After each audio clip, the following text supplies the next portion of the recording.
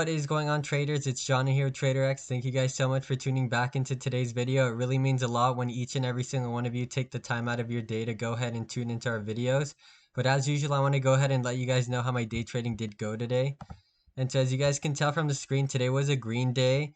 So off my trading alone, I was up $91 on SQs and I lost $11 on the TQs, right? So pretty much I was up $80 on the day. These were all my field orders. You guys can see the timestamps here on the left of the times that I was buying in and out. The quantity is right over here. The ETF itself is here in the middle and the price points are here on the right. But I'm going to go ahead and get right into today's recap. So ultimately, what led to me making majority of my money today was, well, right at market open, right? You guys can see this increase in volume. And what we saw was the market actually started to shoot up, right? So right at market open, we saw this thing pull back to the EMA and it eventually had enough volume, right, to where it ended up shooting up to highs of 12,655 on the future, right? Before before it eventually, my apologies, got rejected and started to trade below the EMA, right? So at market open, when I saw this thing shooting up and I saw the volume there, I decided to take a trade on TQQQ. So I bought in and once it got rejected very hard up here, I decided to actually sell for a small profit. It was like a $5 profit, right? As this thing fell. And then as this thing started to bounce again, I got into TQQQ thinking the momentum was going to continue similar to yesterday. But ultimately, we didn't end up seeing that, right? It got rejected and ended up falling below EMA and I cut losses on my shares. So I was down about probably $20 to $30 at that point after that loss. And I decided, to try to stay patient because I wasn't really sure which direction we were going to be headed. But what I did notice was the Nasdaq started to sell off very aggressively and it did a bad job of trying to hold, right? We did try to see this little bounce here right at middle VWAP, but it ultimately got rejected. And as it got rejected and broke below middle VWAP, it was doing this very fast. So what that indicated to me was that there was a lot of selling pressure going on, right? There were lots of people selling the Nasdaq future, and as this thing ended up falling, breaking below middle VWAP, I got in with my initial 25% position size. As it broke below the SMA and didn't struggle to bounce and continue to sell off, I averaged up and I cut my trade right somewhere around here. So I probably made on this trade, well, after I was down $20 on the day from this trade alone put me up about $50 to $60 on the day, right? So that was probably an $80 trade or so. And as this thing sold off, right, it continued to push up, sell off, push up, sell off. And I tried getting into some of these scalps, but unfortunately they didn't go according to plan. So I decided what I was going to do was hold off until direction got clear again. So as you guys can tell, it got very, very choppy and I wasn't trading during any of this. So I was very happy that I waited until direction actually started to become clear, right? So as we bottomed out, right, found a previous support around the bottom VWAP, it shot back up, broke above EMA, right, pulled on back, used the EMA as a support, and it started to go. And so I didn't take any more trades actually after this one. The only other trade I took actually happened to be right around this area, I believe. And what ended up happening is the Nasdaq started to shoot up in reverse, right? So we had this aggressive sell-off, it consolidated, and then it started to change direction and uptrend again. And there was lots of momentum, right? This thing kept shooting up. I believe right around these levels, I tried one more SQQQ play, but I ended up losing money on here.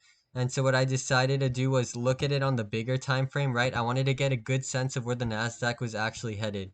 And so ultimately what I noticed was on the past 10-day chart, right? Before all of this happened, what I just talked to you about was this thing pulled back to bottom VWAP and bounced, right? So as this thing bounced, what I decided to do was wait for it to approach previous resistance levels. So as you guys see right around this area, right, 12,700 for the Nasdaq future, it tends to get rejected aggressively, right? It would touch it here, got rejected, touched it here, got rejected, and then once more touched up here, got rejected, right? So as it approached these levels, what I decided to do was get into SQQQ one last time, and that was ultimately my last day trade of the day. So I got into SQs right almost at the top, right? And so this thing started to sell off. I was in the green majority of the trade. This thing did want to end up picking back up, but then eventually sold off again, and I decided to cut the trade there because it wasn't selling off as aggressive as I thought it would, and it ended up bouncing here, right? So after I did see it start to bounce a bit, I decided to cut the trade for a small profit, and that led me to me being up 80 on the day, right?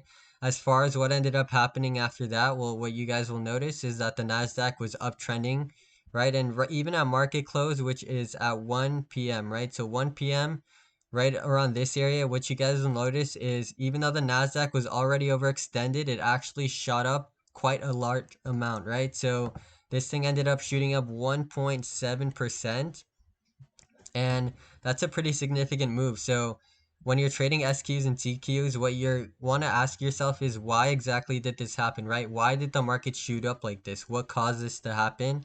And if you guys are not aware, pretty much Amazon and Apple reported earnings today, right? So that's ultimately what drove the price up. What you guys will notice if you take a look at them is Amazon after hours shot up tremendously, right? Up 14%. Absolutely amazing. Apple, same thing with this, right? This thing was up over 4% after hours, and so that was really great to see. And so that is ultimately what led the Nasdaq to be positively influenced by that, right? And we did see that gap up. And in terms of my trades itself, what you guys will notice is in my field orders, I actually did end up buying some more Tesla today. So I wanted to keep you guys updated on that. The Nasdaq itself was struggling to break above 12,700, right? The future. So what I decided to do, as you guys know, is I wanted to wait for proper signs of an uptrend before I averaged up to Tesla. We haven't seen these higher highs and higher lows, and at the moment, I do want to make you guys aware the Nasdaq is looking a bit more on the overbought side, but I still decided to average up today, mainly because I plan on holding these Tesla shares that I'm buying long term, right? So I don't necessarily need for them to recover right away. It could be months until they end up recovering, or years even, and I'm totally okay with that, right? And so as you guys know, I only had 2 shares in Tesla, and I said as soon as the Nasdaq broke above the EMA, right, I would wait to see if it held. It didn't. It pulled on back, and now we did see it eventually break that 12,700 resistance. As soon as it did that earlier in the day, I decided to load up on more Tesla. So I bought 4 more shares, right? So now I have 6 shares of Tesla in total. It's probably around $5,000 in market value, right? And what you guys will notice is Tesla also, right, was positively influenced by the Nasdaq pushing up. So after hours, it ended up shooting an additional, what is this, 1.2%. So not bad. And I decided to average up, like I said, once the Nasdaq broke above its resistance of 12,700. Once it did that, I believe I averaged in probably around this area, right? Like around 839, 840 range. And so I am in the green on those shares, but I do want to make you guys aware, like I said, that the Nasdaq is very overbought. It definitely can pull back. So we haven't seen these higher lows and higher highs on Tesla, right? Similar to the Nasdaq. So that is a good sign. And like I said, on the bigger time frames, I do plan on holding Tesla long term. And now that this thing finally broke above the EMA again, what I'm gonna see is if it's gonna hold, right? So we are gonna experience some form of pullback. I do see coming, but if it can still hold above, I would say around 12,500 or 400 range, the Nasdaq still looks pretty solid, right? Because it's gonna start to, rather than use the EMA to get rejected, what it can do and what I hope it does is start to use it as a support like it did here in the past, right? And even if you guys zoom out of the Nasdaq, the past 20 years, what you guys will notice is it's consistently been uptrending and bouncing off this green SMA line, right? So once it does break above the EMA, it does a good job of holding and rallying, right? What we just saw recently when it pulled on back and the market corrected itself, it ended up breaking above EMA, uptrending. It did pull back, right? Try to uptrend, ended up pulling back all the way, corrected itself back to the SMA, and now we are above that EMA line, right? But we do need to be aware that the Nasdaq has been breaking above the EMA before selling off even more.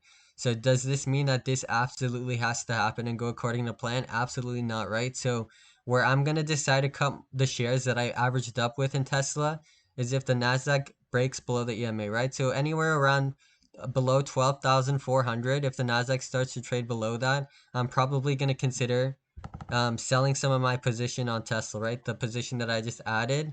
And what I hope to see is this thing is breaking above the EMA. It will pull back and then make a higher high. Once it does that and starts to validate it as a support, the EMA line, that is when I'm gonna decide to buy in with double the amount of Tesla that I have now, right? So I will be in with about $10,000. That's how much I plan on being in.